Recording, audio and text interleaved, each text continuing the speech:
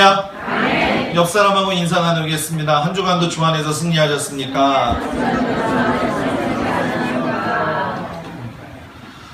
우리 주님의 이름으로 우리 모든 성도들을 사랑하고 축복합니다. 아멘. 6월절 설교를 이제 첫 시간을 갖게 되는데, 지난주에 여러분들이 너무나도 잘 따라오셔서 감사를 드리고, 원래 6월절 설교 한 번 하고 말려고 오늘 이렇게 준비하다가 주중에 하나님이 계속 부어주시는 거예요.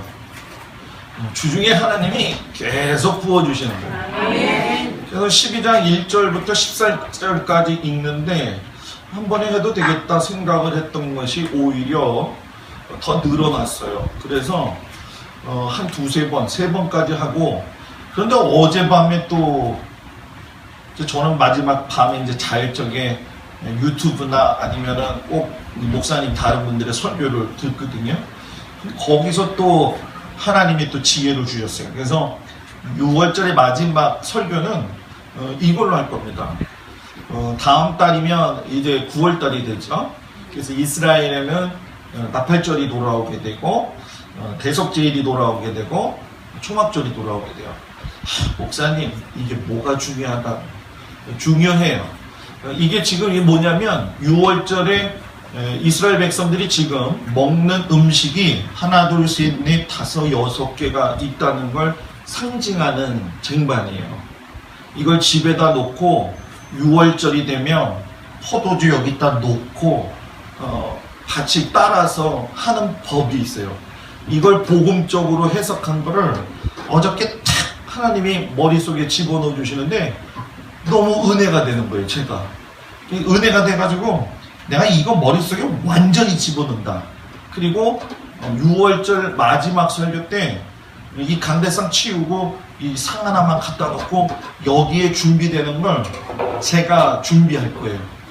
제가 못 준비하는 건 누구한테 부탁할 거예요. 그래서 이걸 올려다 놓고 이거 하나하나의 의미 속에 담긴 예수 그리스도의 뜻이 무엇인가, 아주 놀라운 은혜가 있어요. 그래서 이걸 준비하고 할 테니까 여러분들이 기도 많이 하시고 뒤에서 중보하시길 주의 이름으로 축복합니다.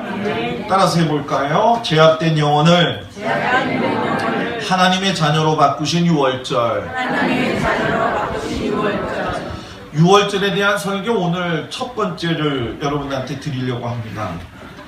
내가 어떤 잘못을 했을 적에 감옥에 있다가 해방이 되는 거하고, 내가 분명히 잘못을 했기 때문에 있다고 한다면 뭐 당연한 거예요. 그런데 내 죄인데 다른 사람이 나를 위해서 대신 감옥에 들어가서 내가 지은 죄에 대한 모든 걸 담당한다는 것은 근본적으로 알고 있는 것과 알고 있지 못하는 것과의 다른 점이라는 얘기죠.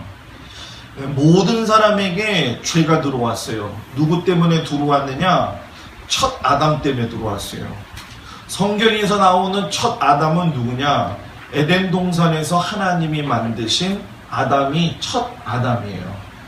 첫 아담이 하나님 앞에 죄를 지어서 죄가 이 땅에 들어왔는데, 이 영원한 죄를 하나님께서 해결하셔가지고 아담이 하나님의 형상 가운데 처음에 만들어졌었던 그 모습으로 만들기 위해서 두 번째 아담이 왔는데, 그 두 번째 아담이 누구냐? 예수님이라는 거예요.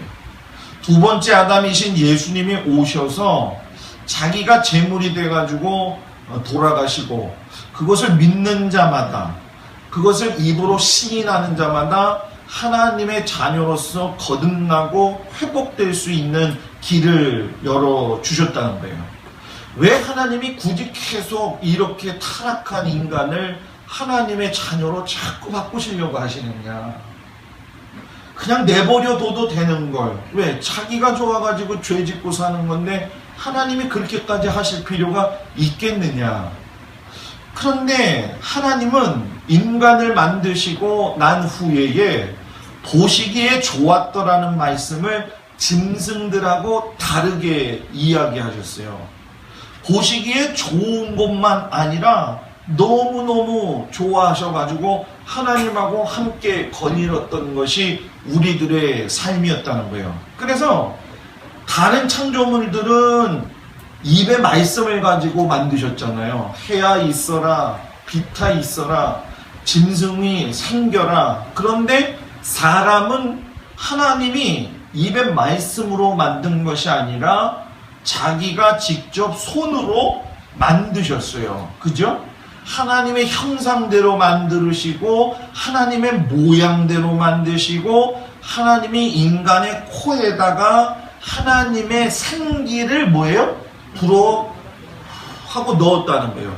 그래서 영과 혼과 육이 생겼기 때문에 사람은 하나님하고 교제할 수 있도록 만드셨고, 하나님을 교제하면서 사람에게 생육하고 번성하라 이 이야기를 주셨는데, 생육하고 번성하라는 것은 동물들, 짐승들에게 해당이 되는데 사람에게는 하나를 더 추가시켰어요. 그게 뭐냐면 생육하고 번성하고 뭐해라? 다스리라. 다스리라고 이야기를 하니까 사자들이 사육사가 채찍 한번 촥 폈다가 하면은 꼼짝 못 하잖아요. 말을 타고 이야! 그러면 어떻게 해요? 말이 하고 끝내나 간단 말이에요. 근데 강아지도 똑같은 거예요. 아무리 무서운 강아지라고 할지라도, 제가 어렸을 적에 도사견, 우리 큰 집에 있었거든요. 세파트하고 도사견은 진짜 어렸을 때 보니까 너무너무 크더라고요. 지금은 보면 별거 아닌데, 그때 집에 옛날에 보면 지나가면은 써 있잖아요. 출입문에 뭐라고요?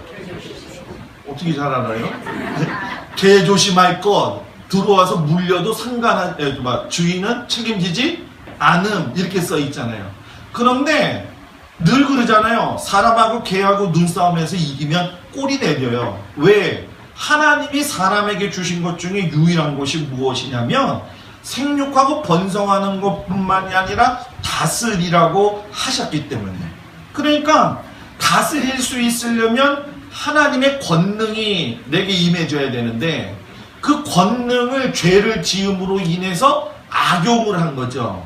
그러니까 악용을 함과 동시에 생육하고 번성하는 것도 하나님이 원하시는 뜻대로 사는 것이 아니라 자기들의 이익을 위해서 남을 짓밟고 일어서고 남을 모함하고 시기하고 다스리라고 했더니 인간까지 다스리고 있는 것이 오늘날 죄된 우리들의 모습이고, 순종하지 않고 살아가는 세상 사람들의 여러분 뭐예요? 모습이라는 거예요. 그러니까 하나님의 백성은 하나님이 싫어하는 걸 하지 말아야 돼요. 그건 불변의 진리예요. 따라해보세요. 성령이 그렇다고 한다면 다 그런 거다. 성령이 거짓이 없다라고 하는 얘기예요. 죄를 하나님이 기뻐하시지 않잖아요. 그러니까 죄라고 하는 건 단순히 안 듣고 안 행하고의 차원이 아니라 하나님이 가지신 풍성한 사랑의 은혜를 끊어버린다는 거예요. 뭐가? 죄가. 그러니까 내가 하나님의 자녀인데 자꾸 죄 짓는 거에 관심이 많고 죄 짓는 거에 자꾸 귀 기울이고, 왜 우리는 신분으로서는 벌써 하나님의 자녀가 됐는데 습성이 아직도 남아있잖아요. 그러니까 그 습성을 따라서 자꾸 살려고 하면은 내 안에 하나님의 사랑의 풍성함이 있지 아니하고, 교회도 마찬가지고 가정도 마찬가지고 관계가 뭐예요? 끊어진다는 거예요. 그러니까 우리 주변에 보게 되면 죄의 문제가 쉽게 해결이 돼야 안 돼요? 안 돼요. 쫓겨난 아담의 가정이 하나님의 마음을 알고 하나님이 바로 살기를 원하셨는데, 가인과 아벨이 하나님 앞에 예배드리다가 범죄해서 살인사건이 일어났잖아요. 자, 이 얘기가 무슨 얘기냐? 내가 행복하려면 나라가 행복해야 되고, 나라가 행복하려면 사회가 행복해야 돼요. 사회가 행복하려면 사회 속에 숨어있는 그리스도인의 삶의 공동체인 교회가 행복해야 돼요. 그러면 교회가 행복해지려면 누가 행복해야 돼요? 내 자신이 행복해야 된다는 거예요. 내가 교회에 왔을 적에 근심만 가지고 돌아가면 안 돼요. 교회 왔을 적에 시험 들고 가는 게 아니라 시험 든 건 풀고 가는 거예요. 그러니까 6월절 대신 어린 양을 만난 사람은 그 안에 가지고 있는 사탄의 죄가 가지고 있는 속성의 능력을 무너뜨릴 수 있는 어린 양의 보혈의 힘을 믿는 은혜가 있다는 거예요. 그러니까 우리가 죄가 강력한 걸 알면 더 알아야 될 게 뭐냐? 하나님의 뭐예요? 보혈의 은혜의 능력이 더 크다. 그러니까 우리는 이미 이 싸움이 이긴 결과를 하고 있다는 거예요. 그런데 여기서 우리가 중요한 게 있어요. 아무리 죄가 크다 할지라도 그거를 이제 우리가 무기라고 표현을 해보잔 말이에요. 강력한 무기가 아니더라도 죄가 혹시나 강력한 무기가 아니더라도 요번에 휴전선에서 지뢰가 터져가지고서는 다리를 잃었잖아요. 그런데 지뢰가 여기저기 많이 파묻혀 있다고 하잖아요. 6.25 때 터지지 못했던 불발탄도 여러 종류의 이 불발탄들이 비무장지대에 있다는 거예요. 그래서 이거를 가지고 나가죠. 뭐 검사하러? 지뢰 검사기. 이게 쭉 가다 보면 삐삐삐삐삐 소리가 나면 거기서 서요. 그럼 거기서 쓰고 거기에 있는 이파리를 이렇게 긁어낸 다음에 진공청소기 같은 걸로 쫙 뿌리면은 바람에 날려가지고 흙이 쫙 없어지면서 그 지뢰에 뭐가 나와요? 존재가 드러난다는 거예요. 거기까지가 어느 정도는 다 할 수 있는 것. 그런데 비전문가잖아요. 거기까지는 발견할 수 있어요. 그런데 전문가가 그거를 갖다가 제거해야지. 비전문가가 그걸 제거하면 어떻게 돼요? 터져 버린다는 거예요. 우리가 죄가 있어요. 우리가 죄가 무엇인지는 알아요. 죄를 해결할 수 있는 방법은 우리가 없어요. 죄를 해결할 수 있는 분은 오직 예수님이에요. 죄에 대한 문제를 해결할 수 있는 분은 누구라고요? 예수님밖에 없다는 거예요. 그런데 비전문가인 우리가 죄를 마치 알고 있는 것처럼 마치 문제를 해결할 수 있는 것처럼 신앙생활을 하는 거예요. 그러다 보니까 시험이 드는 거예요. 그러다 보니까 어려움이 들면 낙심이 되는 거예요. 그러다 보니까 주님 앞에 모든 걸 전적으로 맡겨야 되는데 전적으로 맡기지 못하다가 보니까 신앙이 어떻게 되는 거예요? 뚝 떨어지게 된다는 거예요. 그래서 여러분, 죄를 알고 계시는 예수님이 이기실 수 있다. 그래서 우리가 그 예수님을 믿고 의지할 적에 여러분 죄를 이기는 믿음의 능력이 생기게 될 줄 믿는 것이 아니라 되는 것입니다. 근데 여러분 잘 보세요. 예수님을 보내시기 전에 하나님이 아담하고 하와하고 가인과 아벨 그 인류 시대를 쭉 보게 되면 노아 시대도 그랬고 바벨탑 시대도 그랬고 사람들이 죄가 죄인 줄을 알아요? 몰라요? 잘 모른다는 거예요. 자기의 소견에 좋은 대로 살았다. 자, 그러면 사사시대 때의 이스라엘 백성들은 자기의 소견에 좋은 대로 살았다. 죄가 뭔지 알아요? 몰라요? 알지요. 노아 시대 때, 바벨탑 시대 때는 율법이 없었잖아요. 그러니까 자기가 죄를 지어도 죄의 기준이 무엇인지를 몰랐단 말이에요. 그런데 사사시대는 나라가 나와가지고서 여러분 뭐예요? 출애굽은 벌써 이미 이루어졌고 시내산에서 뭘 받았어요?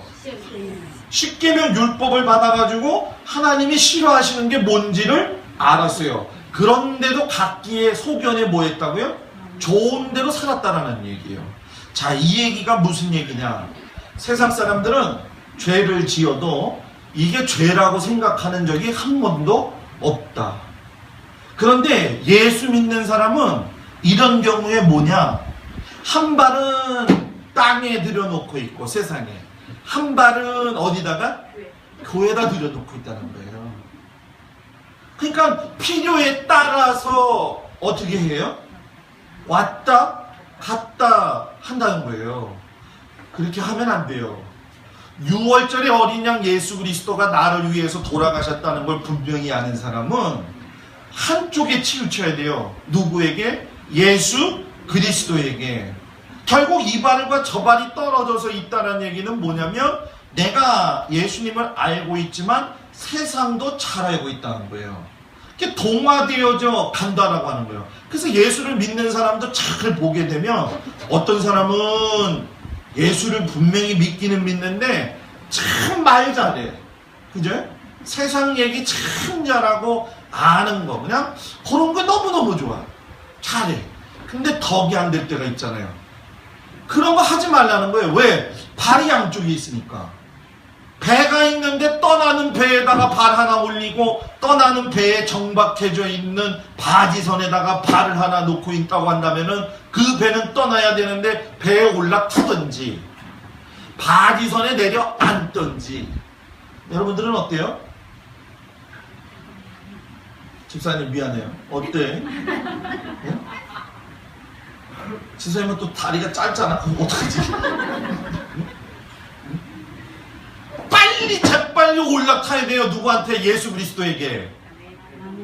빨리 올라타야 돼요. 누구에게? 예수님에게. 머뭇머뭇거릴 시간이 여러분 뭐예요? 없어요. 그러니까 어떤 사람이 그런 말을 이야기해요. 목사님, 하나님이 처음부터 창조하실 적에 그냥 다른 생각하지 못하도록 그냥 선악과 만들지 않았으면 편할걸. 그놈의 선악과는 만들어가지고 왜 죄는 들어오게 만들고 우리 인생이 이렇게 됐냐고. 선악과 안 만들어놨으면 우리도 지금 아직도 발가벗고 돌아다녀도 모르고 아주 좋지 않냐고. 그런 얘기를 해요. 자, 그런데 여러분 잘 생각해봐요. 하나님이 사람 만드셨어요. 생육하고 번성하고 다스리라고 할 적에 영과 혼과 육을 주고 자기의 생기를 주셨단 말이에요. 생기를 줬다는 건 영이라고 하는 게 있는 거예요. 양심이 있고 직관이 있어요. 짐승한테 양심이 있어요, 없어요? 양심이 없어요. 옛날에 제가, 지금은 쥐들을 별로 못 보는데 옛날에 저희 집에 그 고양이를 키웠어요. 고양이를 키우면 고양이가 꼭 쥐를 한 마리씩 잡아가지고 와. 근데 완전히 죽여가지고 오는 게 아니라 조금 살짝 물어가지고 와. 그게 뭐예요? 쥐를 가지고 노는 거야. 심심하니까. 놀다가 나중에 뭐예요? 그때서야 이제 죽여버리는 거지. 양심이 있는 고양이면 미안해. 내가 물어서 미안해. 이럴 거야. 짐승에게는 양심이 없어요. 그러니까 물어서 그냥 뭐예요? 막 죽여버리는 거예요. 오늘 아침, 어저께, 엊그제부터 집에서 고양이 소리가 얼마나. 요즘 우리 집에 옆에 우리 고양이 다산이 돼가지고 새끼들이 엄청 많아 지금. 근데 엄청 많은데 엊그제부터 한 놈이 계속 울어대는 거야. 그 왜 울어대는가? 오늘 내려오면서 계단을 요렇게 보니까는 고일락 낀 자리에 담벼락의 사이에 요만한데 새끼가 하나 떨어진 거야. 그게 그렇게 신기해? 요게 딱 떨어졌는데 높이는 한 사람 키만한 거야. 고양이 엄마가 밥 먹고 앉아있어 옆에서. 야 저거 봐. 옆에 새끼들이 4마리가 왔다 갔다 하는데 저 새끼는 돌보지 않는 거예요. 옆집에 있는 어떤 젊은 여자친구란다. 이 말을 잘해야 돼. 젊은 청년이 나오더니 제가 목사인지 알거든. 그냥 못 자겠어요. 근데 보니까 그게 다 있는 거예요. 내가 그거 보면서 느낀 게 뭐냐. 지 자식이 떨어져서 죽든 살든 고양이 엄마는 뭐 먹는다? 밥 먹는다. 밥 먹는다. 하나님이 그러신 분이냐? 아니라는 거예요. 하나님이 선악과 안 만들어 놓으셨으면 좋지 않았느냐? 자, 이걸 어떻게 풀어볼까요? 여러분, 이런 거예요. 내가 누군가가 나한테 와가지고 내가 당신한테 친구해 줄게요. 그러니까 나하고 같이 친구해요 라고 했는데 그 사람이 내 생각은 무시하고 자기만 하고 싶은 대로 하는 거예요. 그러면은 여러분들 화나요 안 나요? 무슨 말인지 몰라요? 화가 나죠. 내 의견도 물어주고 해야 되잖아. 그죠? 그래야지 화가 나지 아니하고 서로 상호 교통이 필요하단 말이에요. 그런데 어떤 누군가한테 자신을 소개받거나 자신이 소개를 했을 적에도 서로에게 선택권을 주는 거예요. 내가 이런 의견도 내고 저 사람이 나한테 이런 의견도 내요. 그러다 보면은 서로 사람이 맞고 안 맞고 그게 나오잖아요. 그죠? 그러니까 안 맞은 사람은 헤어져요. 맞은 사람은 깊어져요. 깊어지다 보니까는 서로에게 뭘 느끼게 돼요. 야, 저 사람은 참 무슨 사람이다? 진국 같은 사람이다. 이런 거 느끼잖아요. 그죠? 여러분들 옆에 진국 같은 사람들이 있어요? 많이 있기를 바랍니다. 진국 같은. 하나님하고 우리하고도 똑같다는 거예요. 선악과 만들어주시고 나서 하나님이 우리에게 선택권 주고서 나서 뭐예요? 하나님 마음대로 해. 그러면은 우리가 하나님을 믿고 따라가는데 따라갈 수 있어요? 답답하죠. 그러니까 하나님이 우리한테 뭐예요? 선택권을 주고 하나님도 선택권을 가지고 계신 거예요. 그래서 구원에 대한 것들을 다 주셨는데도 불구하고 거기서 여러분 선택권을 찾지 못하니까 결국은 어디로 가는 거예요? 죄의 결과를 간다는 거예요. 그렇기 때문에 이것을 방지하기 위해서 유월절을 주신 거고 유월절의 의미가 더 크게 되는 건데 유월절은 여러분 따라합시다. 구별됨을 위해서 하나님이 부르신 것이다. 구별을 위해서 하나님이 뭐 했다고요? 부르신 거다. 이집트에서 420년, 30년 동안 살았어요. 420년, 30년을 살 적에 고통이 얼마나 많았겠냔 말이에요. 이집트는 전형적인 세상을 보여주는 내용이죠. 원래 여러분 이집트의 이스라엘 백성들이 왜 내려갔죠? 곡식이 가뭄이 너무 많아 들어가지고서는 먹을 것이 없어서 요셉이 애굽에 뭐예요? 총리가 되었기 때문에 먹을 걸 해결안 받기 위해서 내려갔다가 거기서 어떻게 된 거예요? 주저앉고 안주하게 된 거죠. 여러분 우리가 잘 알아야 될 게 있어요. 하나님 아브라함하고 언약을 맺으실 적에 내가 너희 백성들로 하여금 내가 너희 민족을 만들어서 내가 구원의 계획을 이루실 것이다. 하나님 분명히 말씀하셨는데 그 뒤에 뭐라고 이야기하셨냐면 내가 타 민족에 가가지고 400년 이상 고통받을 거다. 아브라함은 이걸 알고 있어요. 이스라엘 백성들은 몰랐어요. 주저앉았어요. 좋은 걸 얻어먹었어요. 그런데 문제는 뭐냐? 하나님이 예언하신 것이 맞긴 맞았는데 그것을 끝까지 볼 수 있는 눈이 있어야 돼요. 다른 왕이 나타나게 되니까 요셉을 알지 못하는 왕이 나타남으로 인해서 그때부터 무슨 생활이 시작이 됐다? 노예 생활이 시작이 됐다는 거예요. 자, 여러분 세상이라는 게 그런 거예요. 우리가 예수님을 알지 못한다고 한다면 세상에서 살다가 어떤 날은 세상이 주는 기쁨 때문에 먹고 마시는 것 좋지요. 또 풍성하게 벌고 사는 것도 좋지요. 근데 그게 영원할 것 같지 생각하지 말라는 거예요. 영원하게 생각하게 되면 여러분 우리가 어떤 왕이 드러나서 하나님을 알지 못하는 왕이 그 사람을 어렵게 만드는 것처럼 우리들의 삶을 힘들게 만든다는 거예요.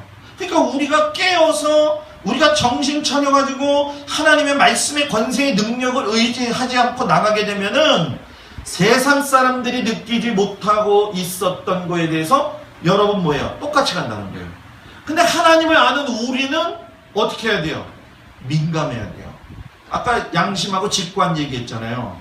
하나님을 믿는 6월절의 어린 양 예수 그리스도를 믿는 믿음의 사람들은 내가 세상에 살고 있지만은 자동적으로 내게 위험이 닥치고 어려움이 닥치면은 이게 탁 와요. 내가 이거 하나님 말씀대로 살았어야 되는데 이거 살지 못했구나. 이게 와야 돼요. 이것이 6월절 어린 양을 경험한 사람의 구별됨이에요. 내가 믿음의 사람인데도 불구하고 어떤 고통이 다가오고 있고 어떤 위험이 다가오고 있는데도 불구하고 그거를 캐치하지 못하고 살고 있다? 하나님은 알기는 알지만 나를 위하여 돌아가신 6월절 어린 양 되신 예수 그리스도는 잘 알지 못한다는 거예요. 왜? 우리가 그래서 이 절기를 하는 게 이유가 뭐예요? 절기를 알면 누구를 안다? 하나님을 안다. 그리고 하나님의 무엇을 안다? 계획을 한다. 그래서 하나님의 뭐라고 그랬어요? 제가 달력 이야기라고 하는 거예요. 그러니까 유월절은 하나님께서 죄에 고통당하고 있는 백성들을 더 이상 안타까워서 구원하시기 위해서 구별되게 하는 과정의 뭐예요? 시작이라는 거예요. 그렇기 때문에 제가 성경을 읽다가 보니까 이 출애굽기 12장 1절 이하로 넘어가게 되면, 예를 들어서 여러분들이 다음 주에 올 적에 3절, 4절, 5절 말씀을 잘 읽어보고 오세요. 왜 어린 양을 취했을까? 식구대로 왜 먹게 했을까? 식구가 적으면 왜 어린 양하고 같이 먹으라고 했을까? 그 이유가 다 있는 거예요. 그냥 있는 것이 아니라는 거죠. 제가 그걸 보면서 6월절 설교가 길어지겠다. 그걸 다 지금 한 3주까지 제가 계속 풀어놓고 나가고 있어요. 그러면서 마지막에 이게 딱 생각이 나는데, 이걸 어떻게 할까? 목사님은 왜 6월절 이 유대인만 얘기할까? 여러분 미안해요. 구약을 알아야 신약을 알아요. 유대인을 알아야 예수님을 알아요. 예수님도 유대인 6월절을 지키셨다 안 지키셨다? 지키셨어요. 그래서 이거를 해야 되겠구나. 어젯밤에 팍 생각이 난 거예요. 그래서 요거 준비하는 게 뭐가 몇 가지가 있어요. 근데 하나가 참 만들기가 어려워. 송아지 정강이 뼈를 어디서 사야 되나 지금 내가 그게 걱정인데. 송아지 정강이 뼈. 그렇다고 해서 내가 솔직히 얘기할게. 돼지 족발을 사가지고 정강이로 만들 수는 없고, 족발 사는 큰 뼈 나오잖아요. 돼지는 부정한 짐승이라고 하는데, 내가 설교하면서 돼지 족발 사다가 여기다 놓고서는 그게 소 정강이 뼈라고 얘기하면 안 되지. 그 마음이 드는 거야. 그러니까 어린 양 정강이 뼈를 어디서 구해야 되나, 지금 소 정강이 뼈를 어디서 구해야 되나 고민 중에 있어요. 중간에 여러분들 한테 기도 좀 해보셔. 지혜롭게 할 수 있는 방법을. 그러면 여러분 구별되는 건 뭐냐? 따라서 하세요. 나옴으로 시작이 된다. 구별되는 건 나와야지 시작이 된다는 거예요. 사람이 이집트에서 노예가 됐다. 우리가 세상에서 죄의 노예가 되어졌다. 노예되었다. 그러면 생각하는 마음이 어떤 마음이더래요? 패배자. 인생이 끝난 사람. 근데 여러분 잘 볼까요? 우리를 위해서 일부러 노예가 되신 분이 있어요. 그분이 누구예요? 예수님이에요. 노예는 죄인의 신분이잖아요. 예수님이 죄인의 신분으로 오셨어요. 죄가 없으신 예수님이 일부러 죄인이 되셨고 하나님의 노예가 됐어요. 여기서 중요한 거, 하나님의 노예예요? 저도 요 문제를 가지고 고민 많이 했어요. 기도 많이 했어요. 이걸 어떻게 풀까? 노예긴 노예인데 하나님의 노예가 됐다는 건, 하나님의 노예가 됨으로 짐이 되는 게 아니라 하나님의 노예가 된다는 건 생명을 살리는 구원의 짐을 지는 사명을 받았다. 그러니까 똑같은 노예라고 생각하면 된다 안 된다? 안 된다는 거예요. 그러니까 6월절의 시작은 어디서 나와야 돼요? 세상인 이집트에서 나옴으로 뭐예요? 시작이 된다는 거예요. 그런데 문제는 뭐냐면, 나올 적에 우리가, 여러분들도 예수님을 오래 믿어보면서 알겠지만은 한 30년, 40년, 50년 믿으면 그래도 조금 안다고 우리가 신앙적으로 느슨해요, 안 해요? 느슨해져요. 자, 요걸 반대로 얘기해보자는 거예요. 여러분들이 외국에 가가지고서는 430년 살았다. 그러면 430년 살았다고 한다면 거기에 남아있는 근성이 있을까요, 없을까요? 있어요. 그 근성을 없애는 작업은 뭐냐? 나와야 되는 거예요. 나오지 않으면 안 돼요. 어떻게 제가 보면서 너무 은혜를 받았어요. 그 은혜가 뭐냐면은 재밌어요. 미안해요. 그거 보니까 은혜 받았으니까 이걸 얘기를 해야 되나 말아야 되는데, 외국에 있는 열심히 일한 한국인들을 위해 가지고 유재석이나 이런 정주나 이런 사람들이 음식 배달해 주는 거를 어저께 하더라고요. 그런데 우연히 그걸 보게 됐는데, 가봉의 대통령 경호실장을 하는 사람이 있는데 엄마가 92세예요. 아들이 가봉에 간 지 30년이 넘었는데 한국에 오지를 한 번도 못했어요.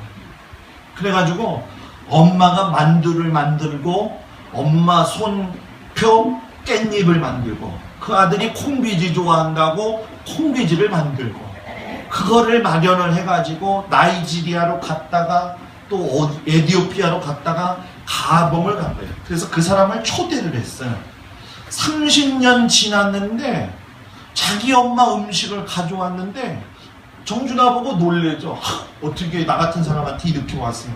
그 제가 뭐 열심히 일하는 사람들을 위해서 이렇게 하는 작업이에요. 이런 프로그램이에요. 그래가지고 그거를 갖다가 이렇게 해주는데, 내가 반둣국 좋아하는데 어떻게 알았어요? 내가 콩비지 좋아하는데 어떻게 알았어요? 콩비지에다가 깻잎 싸서 먹는 것도 어떻게 알았어요? 먹으면서 누가 생각나요? 엄마의 생각이 나는데 정준하가 거기서 이거 엄마 배달 온 거예요. 그러면서 엄마가 나를 꼭 껴안으면서 아들인 당신한테 가서 내 꼭 껴안아줘서 그 사랑을 여기다가 받아가지고 요 사랑을 당신한테 전해주라고 했어요. 그래서 그걸 탁 껴안아주는데 그 아들이 하나 우든지 나도 눈물이 나더라고. 그걸 보면서 내가 왜 이 이야기를 하느냐, 사람이라는 것이 이렇게 좋은 것도 습성을 오래 가지고 있지만은 230년 40년 살면 420년 30년 살면 안 잊어먹어. 자, 이 얘기가 뭐냐, 우리가 예수를 믿으려면 내 안에 있는 거를 뽑아내야 돼요. 거기서 나와야 돼요. 좀 내가 좀 예전에 예수님을 알지 못했을 때에 내가 좀 좋게 생각했던 거 버릴 줄 알아야 돼요.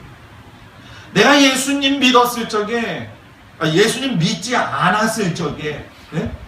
내가 좀 좋아했던 세상의 것들, 그것들도 좀 뭐예요? 버려야 돼요. 우리 십계라는 영화에서 보게 되면은 떠날 적에, 6월절 아침에 떠날 적에 보게 되면 뭐 가축, 뭐 오리부터 해갖고 염소 뭐 다 해가지고 또 애 낳는 여자까지 해가지고서는 막 나와요. 그죠? 다 나와요. 버릴 건 버릴 줄 알아야 된다. 왜? 홍해가 나올 적에 뛰어갈 수가 없기 때문에. 예수 믿는 사람이 자꾸 발목 잡히는 일을 하면 안 돼요. 예수 믿는 사람이 자꾸 발목 잡히는 죄를 되풀이하면 안 돼요. 아멘. 좀 여러분들이 이거 알았으면 좋겠어요. 그래서 변화라는 거예요. 목사님은 왜 맨날 변화라고만 얘기하냐고. 여러분, 하나님이 모세 사용했을 때 그냥 사용했어요?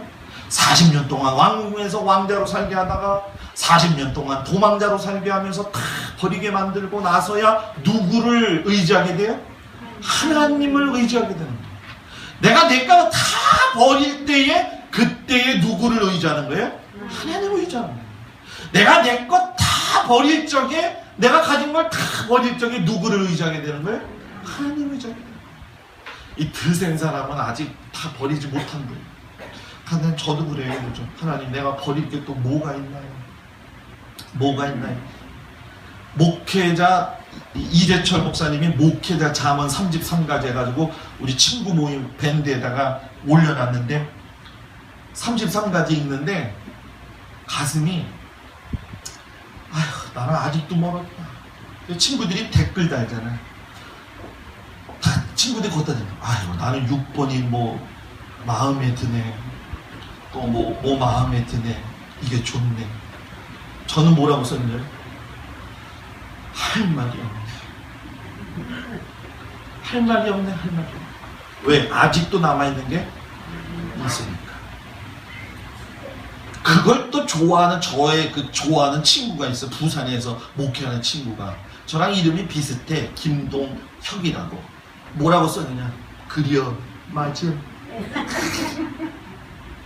사랑하는 여러분들, 여러분들을 축복하고 싶은데 6월절은 새 인생의 시작인데 버릴 줄 알아야 새 인생이 시작이 된다. 너희에게 달의 시작 고해 첫 달이 되게 하겠다. 말씀에 깊은 뜻이 있잖아요. 너희들에게 이 6월절의 시작을 통해서 하나님의 백성으로 살아갈 수 있는 기념비적 사건을 내가 만들어주겠다. 제가 태어난 날은 68년 6월 26일 날 태어났어요. 그죠? 모르세요? 이렇게 태어난 날이 있잖아. 지수는 몇 년도 몇 월? 12월 9일? 91년도 12월 9일. 나는 68년도 6월 26일. 나이 든 사람한테는 안 물어볼 거예요.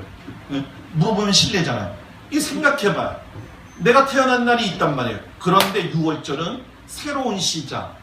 예수 그리스도, 즉 어린 양 예수 그리스도의 보혈을 의지함으로 하나님의 자녀가 된 것을 믿고 시작한 날이 새롭게 태어난 날.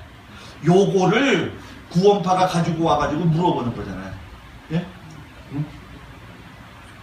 구원 받았냐? 응?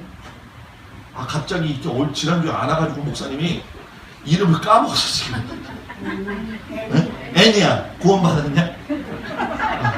나도 이럴 때 제가 요즘 이래요. 사람 보고도 생각이 안 나. 애니야 구원 받았냐? 그래 언제 받았냐? 몰라. 구원 받았니? 몇 월 며칠을 받았니? 11월 14일? 너 태어난 날이야? 애니가 아주 교묘하게 피해 나가네. 11월 14일 목사 6월 26일 내가 육신으로 태어나고 11월 14일 네가 육신으로 태어난 날. 예수 믿고 구원받은 날. 날짜는 모르는데 하여튼 은혜 받은 날이 있어. 그죠? 구원파는 그걸 가지고 그것 봐 구원 못 받았어. 구원 받았으면 자기가 변한 날 그 시간을 알아야지. 내가 6월 26일 날 태어났으니까 그날이겠죠. 안 통해. 근데 여기서 제일 정말 중요한 건 뭐냐? 지금 구원받은 날짜를 가지고 구원파들은 이야기를 하지만 저는 여러분들한테 단호하게 이야기하고 싶은 게 있어요. 그게 뭐냐? 구원받은 날짜가 중요한 게 아니라 구원받은 감격이 지금도 있느냐? 구원받은 감격이 지금도 있느냐? 내가 오늘도 교회를 나오면서 하나님을 부를 적에 그 하나님의 이름을 부를 적에 감격이 있느냐? 셋이 105살 때, 여기서 셋은 셋이 아니라 아담과 하와의 몇 번째 아들? 셋째 아들이 셋이야. 그 셋째 아들 셋이 105살 때 에녹을 낳았어요. 에녹을 낳았을 때 에녹이 그때 낳은 그때의 성경이 뭐라 그러냐? 사람들이 비로소 그때의 여호와의 이름을 뭐예요? 불렀더라 라고 이야기해요. 그러니까 내가 새로운 인생의 역사가 쓰여지는 것이 6월절 어린 양. 그래서 우리가 찬양하죠. 6월절 다시 시작. 6월절 어린 양의 피로 나의 삶의 문이 열렸네. 저 어둠의 권세는 이미 없네. 그 보혈의 능력으로 원수가 날 정죄할 때에도 난 이렇게 설 수 있네. 난 더 이상 정죄함 없네. 난 주 보혈 아래 있네. 난 주 보혈 아래 있네. 그 피로 내 죄 사했네. 하나님의 긍휼 날 거룩해 하시었네. 그게 난 주 보혈 아래 있네. 난 원수의 어떠한 공격에도 더 이상 넘어지지 않네. 난 주 보혈 아래 있네. 아멘. 이게 6월절이냐? 이게 6월절이냐? 그냥 목사님이 6월절 어린 양의 피로 부른다고 부르는 게 아니야. 가사를 생각해봐요. 6월절 어린 양 내가 나옴으로 어디서? 애굽 이집트에서 세상에서 나옴으로 뭐 하라고요? 버리고 구별되어져서 6월절 어린 양의 큰 은혜가 우리 사랑하는 모든 성도들에게 있기를 주님의 이름으로 축복합니다. 아멘. 다 같이 일어나서 우리 하나님 앞에 기도하겠습니다. 가슴에 손을 얹고 주님 맞습니다. 내가 하나님께서 부르셨음을 믿고 의지하게 하여 주시옵소서. 주님 맞습니다. 내가 이집트에서 세상에서 나오게 하여 주시옵소서. 주님 맞습니다. 내 인생의 새로운 삶의 시작입니다. 어린 양의 피로 내가 구속받았습니다. 하나님 은혜 부어 주시옵소서. 우리 다같이 한번 기도하겠습니다. 은혜로우신 아버지 하나님, 사랑하는 성도들을 위하여 기도합니다.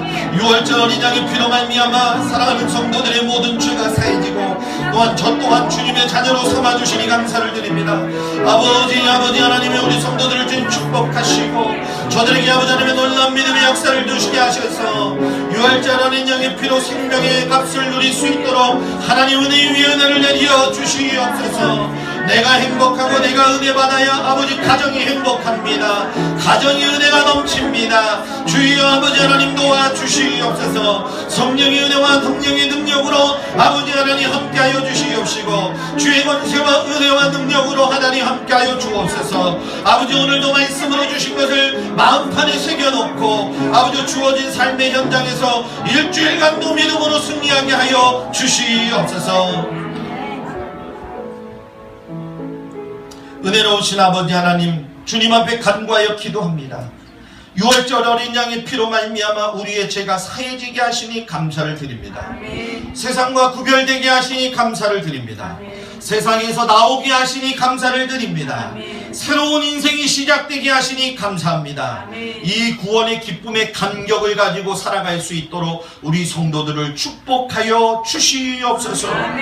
이제는 우리 주 예수 그리스도의 은혜와 우리를 사랑하시는 아버지 하나님의 그 놀라우신 사랑과 성령님의 감화감동 역사하시고 교통하심이 이제 주님 안에서 새로운 생명을 가지고 6월절 어린 양의 그 피로 말미암아 대속함을 받고 세상으로 향해 가는 우리 모든 성도들 위해 이제로부터 영원토록 함께 하시기를 간절히 축원하옵나이다. 아멘.